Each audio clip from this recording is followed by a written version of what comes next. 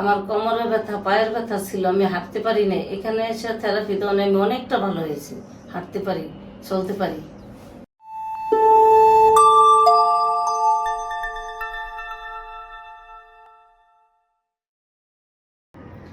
PLID কি operation ছাড়া ভালো হয়, বা ফিজিওথেরাপিতে এর কতটুকু ইমপ্রুভমেন্ট সম্ভব?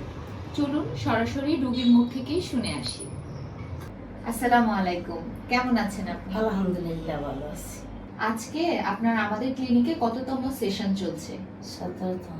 আপনি যখন প্রথম আমাদের ক্লিনিকে এসেছিলেন তখন আপনার শরীর কেমন ছিল আর এখন আপনি কেমন আছেন, যদি একটু শেয়ার করতেন আমাদের সাথে।